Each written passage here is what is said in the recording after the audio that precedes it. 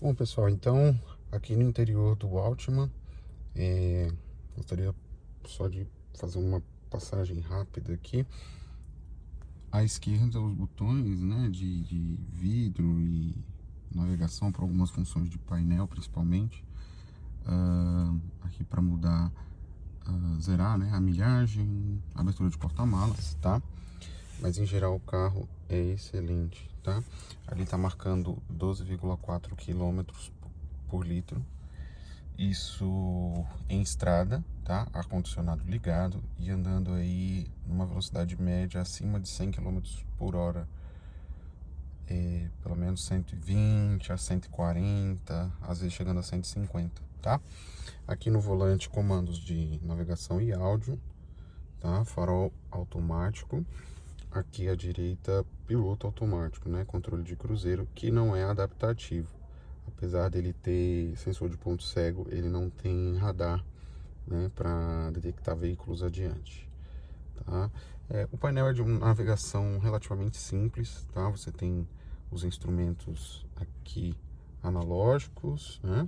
E ao centro uma tela que você pode até configurar para deixar algumas funções fixas, mas não há muito o que explorar, né? Esse é o padrão Nissan que nós já conhecemos. Aqui ao centro a tela, né? Eu acredito que ele tem a Apple CarPlay e Android Auto, ainda não testei, mas tem tudo, espelha Bluetooth, perdão, tem Bluetooth, né? USBs, tem os dois tipos de USB, então USB tipo C e USB tipo A, né? Além de entrada auxiliar. O freio de mão, como a maioria dos carros aqui nos Estados Unidos, ele é de pé, né? Então não é eletrônico. Eu acredito que versões mais caras ou veículos acima desse, né, de porte maior, tenham essa função. Além disso, eu verifico que ele também não tem o retrovisor fotocrômico, né? Então é uma versão simplificada do Nissan Altima, que é um veículo sim de full size, né? É um veículo maior. Você vê que os bancos deles são bem grandes, bem confortáveis. O apoio de braço central é bem largo, tá? Tem esse console também, ele é bem largo. Você vê que ele tem tamanho para dois copos grandes. Aqui estão as chaves, né? Presencial, então você consegue operar as quatro portas e o porta-malas sem precisar tirar ela do bolso. O ar-condicionado é analógico, não é digital, tá? Mas assim, operação simples. Ele não tem função alto. Ele tem um Max AC aqui, né? Que seria para chegar na temperatura com mais brevidade. Mas é uma operação bem simples. Você vê que ele tem posições fixas, né? Não é um botão de múltiplas funções. Na verdade, todas as posições aqui são fixas. Então, é mais do que suficiente para pessoas leigas, né? Ou pessoas que não gostam aí de muitas funções, operar muitos botões simultaneamente, tá? O acabamento, como vocês podem observar ali na porta, eu gostei bastante, tá? Você tem um plástico macio aqui em cima, uma espuma injetada, tá? Um aplique prata aqui sem iluminação ambiente, tá bom? Deixa eu melhorar o foco aqui da nossa filmagem, isso. Ele tem um black piano aqui nessa região, é bem bonito, apesar de ficar... É uma crítica, né, a que eu faço ao black piano.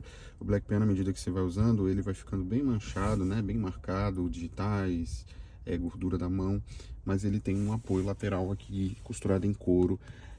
O couro sintético que nós conhecemos, né, mas muito bem encaixado, muito bem acabado. Isso dá um conforto na hora que você está viajando, tá? Aqui embaixo, plástico duro mesmo, ele tem, né, portas revistas bem grandes, porta-copos também. Um porta-luvas bastante generoso, a papelada aqui da locadora, tá? Mas tudo nele é pensado para ser um veículo, eu acredito que familiar, um veículo talvez de Uber aqui, né? Ele tem esse botão aqui que é um overdrive, né? Você pode apertar e ele ativa uma função de redução, além, lógico, de você poder usar o L de low, tá? Não tem saída de ar aqui atrás, eu vou passar aqui para trás para mostrar para vocês, mas uma coisa que eu gostaria de mostrar a vocês é um espaço interno que é bastante generoso, tá? Os encostos de cabeça traseiro são costurados, eles não têm ajuste, tá bom? tem esse apoio de braço central, mas que também não dá acesso ao porta-malas, tá? No mais, você tem segurança que são padrão aqui nos Estados Unidos, né? Isofix, com aquele sistema top tether, né? Que vai ali por trás dos encostos. Airbag para todo mundo, né? Ali vocês podem ver na lateral, tem um airbag, deixa eu dar um zoom, tem um airbag lateral ali para quem ocupa atrás, os bancos de trás. Tem aqui também airbag de cabeça, tá? E eu acredito que tenha de joelho também, porque aqui, se você observar, tem a sinalização, né, de um airbag de joelho. Então, um veículo bastante completo, bastante interessante, entrega... ele está reclamando aqui que eu já estou há algum tempo com o carro desligado, sem bateria. Aqui o sensor de ponto cego, né? Quando passa um veículo na lateral, ele acende uma luz laranja. Funciona bem. Quando você opera a seta para ambos os lados, ele fica piscando se tiver algum veículo no seu ponto cego. Se não tiver, você consegue dar a seta e entrar, né? Trocar de faixa sem que ele pisque. E aí, à medida em que os veículos vão passando por você, a luz fica fixa laranja para te sinalizar que tem veículo próximo, né, no seu ponto cego. Mas é aquele básico, como pode-se dizer, né? É o básico que funciona, né? A escola japonesa aqui nos Estados Unidos faz bastante sucesso. Você vê bastante carro desse na rua, você vê também o Nissan Máxima, você vê, né, tem até um aqui na frente, um Sentra. Então você vê muitas variáveis aí, né, dessas carrocerias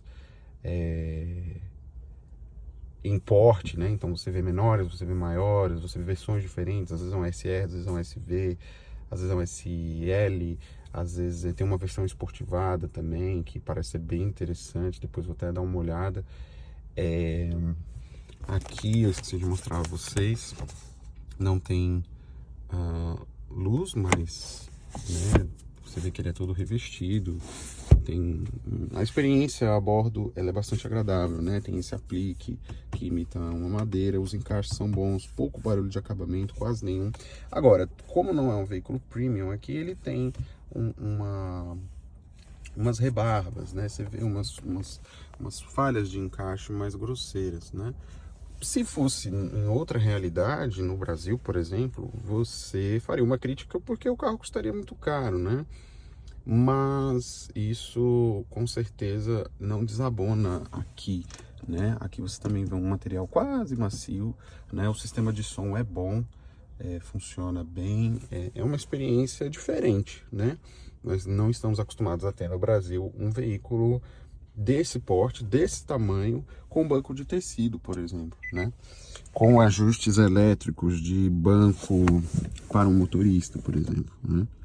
Então você tem um carro de acabamento bom, um conjunto de opcionais que agrega alguns confortos adicionalmente, mas ao mesmo tempo um carro de uso do dia a dia, né? Não é um carro de executivo como nós estamos acostumados a ver no Brasil. Aqui ele desligou porque estava muito tempo com a bateria ligada. O porta-malas eu mostrarei a vocês, também tem um espaço bem interessante. Então eu acredito que seja isso aqui na parte interna. Ele tem esse aplique de couro aqui na lateral, né, que também eu acredito mais por conta do joelho, né, para o motorista poder andar apoiado dessa forma. Aqui embaixo é plástico duro mesmo, tá? Mas você vê que tem um cuidado, né, mesmo sendo um carro que é vendido aqui em larga escala, ele tem um borrachamento, né, ele tem alguns detalhes que fazem dele com certeza um produto de sucesso aqui no Brasil, né? Aqui ele tá sem os tapetes, não é muito bom. E é isso, tá? Bom, então aqui atrás, só para finalizar o vídeo, se vocês observarem essa parte de cima, né? É difícil observar por vídeo, né?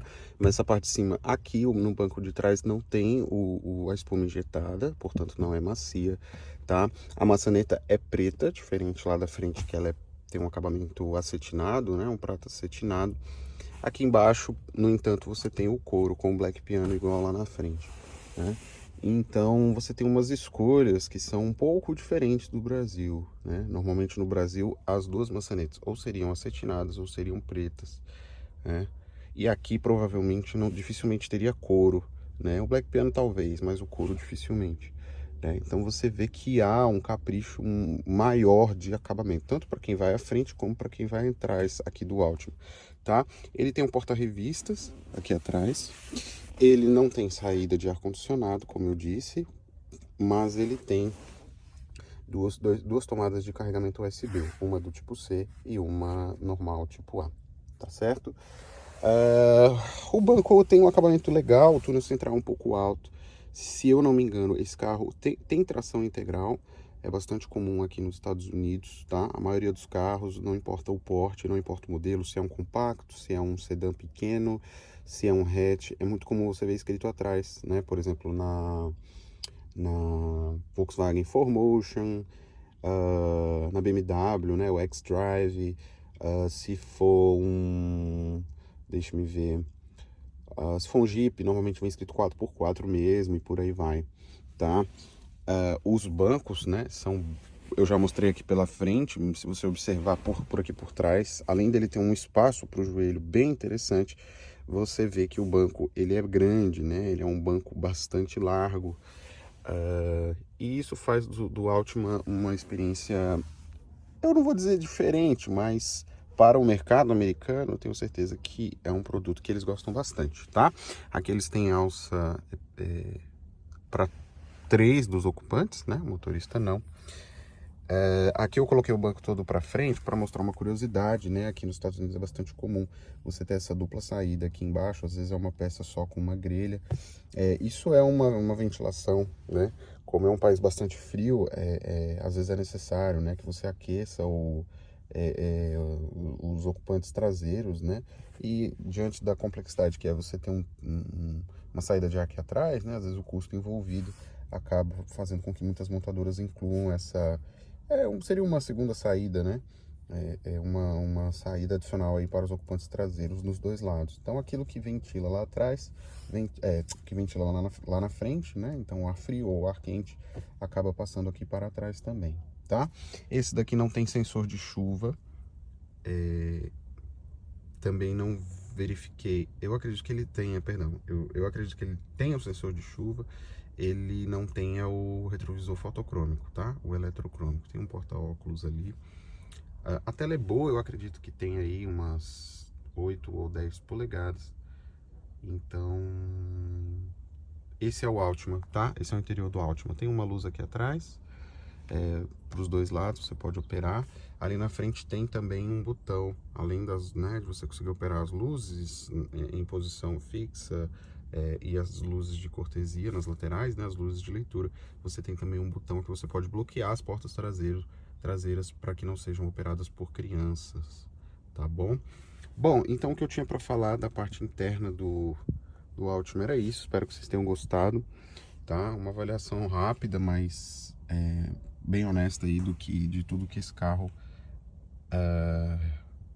representa aí para o mercado americano, tá bom? Uma das coisas interessantes a serem observadas aqui no Altima é o pequeno retrovisor em relação ao tamanho do carro, né? Eu pelo menos senti essa necessidade.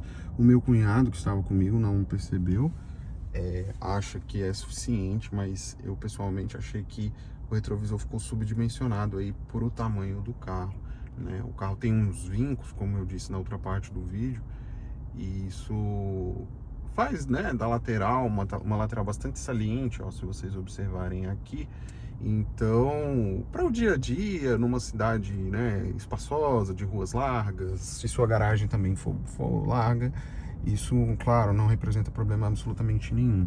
Mas para a realidade do Brasil, que é um país, né, de vagas apertadas, estacionamentos menores, as próprias garagens, né, de prédios, estacionamentos particulares, isso pode representar uma dificuldade na hora de manobrar, na hora de você conseguir visualizar a lateral do veículo ou até onde ele vai. Talvez por isso países, né, do continente europeu não consomem veículos desse tamanho como os estadunidenses, né, ou norte-americanos, como vocês preferirem. Então fica só o registro aqui de mais uma curiosidade, mais uma informação interessante acerca do veículo.